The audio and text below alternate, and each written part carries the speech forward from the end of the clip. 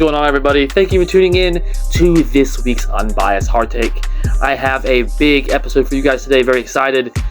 I'm going to crash out because it's going to be all Miami Heat and Purdue basketball today.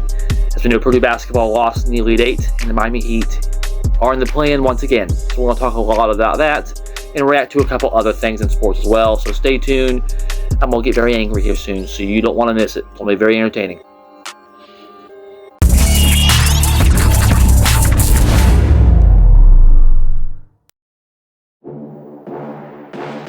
Thank you again, everybody, for tuning in to this week's episode of the Unbiased Hard Take. I did actually want to get this video up over the weekend, but things didn't necessarily go as planned. It is what it is. We're here now on Monday evening as of this recording, doing this recording. So keep on, I plan on doing and getting back on track this Saturday, this Sunday, this weekend for our weekend episode. I try to do weekend episodes. We're going to get back on track with that, I promise. Before we get into it, I do want to remind you guys to like us on Facebook. Again, link to that will be in the description down below. We appreciate the support from you guys. And subscribe on YouTube. A lot of our videos hit K. They'll hit 1K, 2K. That's not unusual anymore, especially for our shorts, to do really well with the algorithm. So again, we want to see those viewers turned into subscribers. So subscribe as well on YouTube. A lot of good content, daily content on Facebook, weekly content at the minimum on YouTube as well, and Facebook. We're all over the place. So appreciate support from you guys, and we're going to dive right on into it. We're going to start with Purdue basketball, because as we know, Purdue basketball lost to Arizona in the Elite Eight by double digits. And I've noticed, like DraftKings, for example, was posting about it, and other pages are starting to notice that Matt Painter can do everything except win a national championship. He's actually the fourth winningest coach of all time in college basketball history to not win a national championship, behind Kelvin Sampson, Rick Barnes, and Mark Few. He has 27 wins in the March Madness tournament in his career and does not have a national championship. This Purdue basketball has owned. This is a basketball state. I understand IU won their national championship in football, and congratulations to them. I hate IU. IU sucks. But congratulations to them, all that good stuff. This is a basketball state. And we've owned basketball in this state for years. I think IU's gone on, 3 years in a row of not even making the tournament at all. I don't even recall the last time they made a Sweet 16 Elite 8. And Purdue's always in the March Madness tournament. They're always at least a win or two away from the national championship. Like, they made it to the national championship a couple years ago. They made the Elite Eight this year. Last year, Sweet 16. Even on down years, like the year they lost to the 16 seed as the 1 seed, at least they made the March Madness tournament. They won the Big Ten tournament this year. They won the Big Ten championship. They've developed many NBA prospects. Braden Smith's the all-time assist leader. He's literally the GOAT. The GOAT when it comes to assists. They had Zach Edey, who's arguably the best college basketball player of all time. Multi-college player of the year. Purdue can do everything. Matt Painter can do everything except win the national championship. And people are starting to notice that. We've been talking about it on this show for a long time. And people say we're crazy. Who are you going to replace him with? And I understand that argument. I actually use that argument to JB all the time. I understand wanting to fire Matt Painter, but who do you replace him with? There's an old saying, don't come to me with a problem if you do not have a solution. So you just don't have anyone better to replace him with. That's just the reality of the situation that can take you over that next step.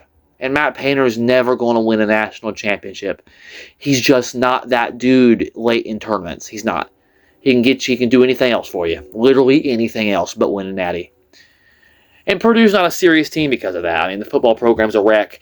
Basketball almost wins every year. And I've already seen the glaze on the internet, and it's all good season, Purdue. We're still proud of you guys. Boiler up. Okay, made it to the Elite Eight, won the Big Ten, made it to the tournament. Great, cool, decent season. I'm not going to deny it. But like I said, it seems like the standard is anything but winning a national championship.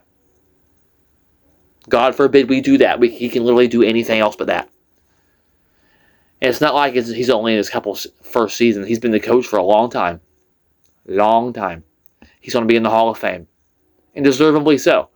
But he's starting to be noticed a little bit by mainstream media. People aren't glazing him as much as they used to. He gets in the tournament every year. Every year. And this was really our last run at it. We have one of the greatest players in college history in Braden Smith. Senior, he's leaving. Kaufman-Renn, senior, he's leaving. Clussa, senior, he's leaving. I mean, there's a talk he could get another year eligibility, but as of right now, he's a senior. He's gone. As of this moment. Fletcher Loyer, he's a senior. One of the best shooters in Purdue history. He's gone. That's a whole roster, dang near. That's a whole starting five. We're going to be left with C.J. Cox. Jacobson will probably make a big step next year.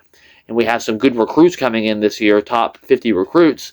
But they'll be freshmen. How much will they play? Are they going to be impact players? Matt Painter's not known to have one-and-done players. He develops. It's a develop and a big culture team, and he's good at that. He has a good culture in Purdue. He does. He has a good system. But again, we have to ask ourselves, what's the expectation? Because it's obviously not national championships. And if it's not national championships, we need to stop pretending. I've accepted it at this point. They're never going to fire Matt Painter. He's getting glazed all over the internet for having another great season, guys. We made it to the Elite Eight. Woohoo! Yay! But we're so good at finishing second place. We're so good. Yep. Exciting. Great. Like I said, what's the standard? We can stop pretending because Purdue is not serious about winning a championship. It's obvious. You would think this would be a disappointment with the amount of talent we had on our team. And really, the level of competition they say, well, at least we got to the Elite Eight. Who'd you beat? Queens? Miami? Texas? None of those teams were even top 4 seeds. The moment we play a decent top 4 seeded team, number 1 Arizona, they slaughter us by over 10. We were up by 7 at halftime, and the second half happened, and Purdue looked like they were just flat out outmatched. They gave everything they had in the first half, and they just obviously, if you watch that game, Purdue was obviously not the better team. And that's the problem. All that talent. A coach who's been there before, they say, who's a great coach, they say, who can get the job done, they say, he can't get the job done. Dudes like the Dan Marino of college basketball coaches. He'll choke when it matters most. And it's never going to change. So if you're a Purdue fan, get ready for a bunch of 2nd, 3rd, 4th, 5th place, because that's what it's going to be. That's what it's going to be. I wish I had more good news for you, but I do want to move on, because I don't really have a lot of good news. This will be a lot of me crashing out, because the Miami Heat one bothers me more. Because the Miami Heat, as we know, yesterday lost to the Pacers, who are one of the worst teams in the NBA, who have been tanking and have actually been fined by the NBA for purposely trying to lose games. And the Heat literally lost to these clown show morons in Indiana who literally have no culture and lose. It's about Indiana being a basketball state, I guess, unless you're a Pacers fan, because the Pacers are just they're trash. They're awful. And we lost to the Pacers. They're playing the 76ers right now. I don't even know how that's going. Let's see. Let's see how that's going. Okay, so NBA. Home scores.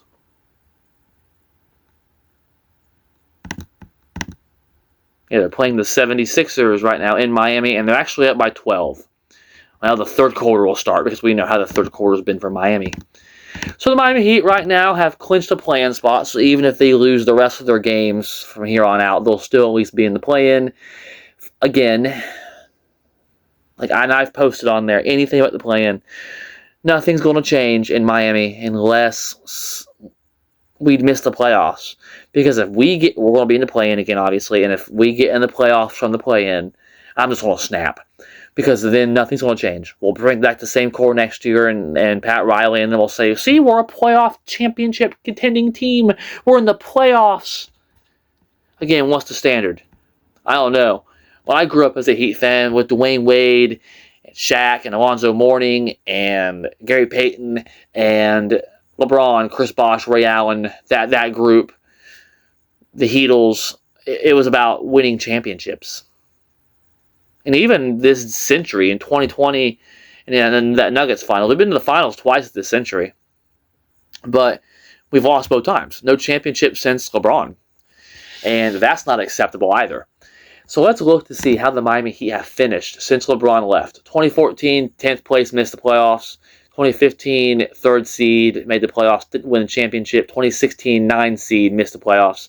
2017, 6 seed, made the playoffs. 2018, 10 seed, missed the playoffs.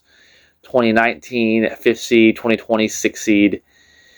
2021, 1st seed. 22, 8th, and then 8th, and then 8th. And then last year, because we were the 10 seed and got the 8 seed by play-in. So the Miami Heat, have you noticed a lot of 8 seed, 5 seed, 6 seeds? Mediocre. The Miami Heat are now the new Atlanta Hawks. We are the very definition of mid. We're like the Pittsburgh Steelers of the NBA, like vanilla ice cream. And I love vanilla ice cream, but it's boring. You want something fun, you want Superman, right? It's old, reliable. It'll never let you down. But it's also not going to make any explosion either. You know what I mean? So the Miami Heat are stuck in like a purgatory of mediocrity right now. And something has to change. And if they make the playoffs again via play-in, then nothing's going to change. They need to lose in the play-in, and they need to lose badly. I hate to say that with the Miami Heat. They need to lose the rest of their games, because I think they're like 1-7 the last 8 games since their win streak. It looked like for a while there was going to be great. Bam dropped 83, broke Kobe's record. They were on a win streak. Things were looking good. And then naturally things just fell apart immediately. And the Heat are again looking at a play-in spot. Again, the kings of mediocrity. The new mid. Again, what's the expectation? Is the expectation making the playoffs every year and losing in the first round 4-0 or 4-1? Or is it the expectation winning championships and competing at the highest level? What is Heat culture? We have to ask ourselves that. Because the play-in is not Heat culture. It shouldn't be, at least. And we're literally getting roasted on the internet for being play-in merchants every single year. And we deserve it. It's every year we're in the play-in. It's the same crap every single year. And I'm over it. Something's got to change. Everyone, we need the big overhaul. We need to make a big trade for Giannis or something along those lines and rebuild this team. Everyone should be available. And then build around it. Obviously, Tyler Hero or Norman Powell, one of the two have to go. Because when they're on the floor, the defense is abysmal. There's obviously been no plan. They just kind of won it all year long. And it's obvious. It's sad. Heat culture has turned into just making the playoffs. That's the standard now. Similar to Purdue. But I do want to move on. I want to end on a couple of good notes here as we kind of wrap up. The men's Final Four is here. So the dark times are slowly approaching us. I mean, we're in the Final Four of college basketball. Of course, NFL is over. We'll be doing our mock draft special here soon. So keep an eye out for that. The NBA playoffs / play-in are getting ready to start up. All that's wrapping up. So NBA playoffs is coming. College basketball's winding down. And with it winding down is Illinois and UConn and Michigan, Arizona in the Final Four. And out of those, I do think it's going to be Arizona because what they did to Purdue was just, that second half was very impressive. So I think Arizona gets the win, and UConn as well. That they showed a lot of grit, and that clutch gene, that three-point shot was amazing. Great defensive play, swatting the ball from half court, retaining, get the possession of the ball, shooting that long three for the win. Just great college basketball to see. Heartbreaking for Duke, but I think UConn, just their clutch gene, they've been there before type of thing. Dan Hurley's a great coach, been there before as well. So I think it's going to be ultimately Arizona and UConn in the Natty. What do you think? Who's going to be in the Natty, guys? Let me know in the comments down below what you guys think.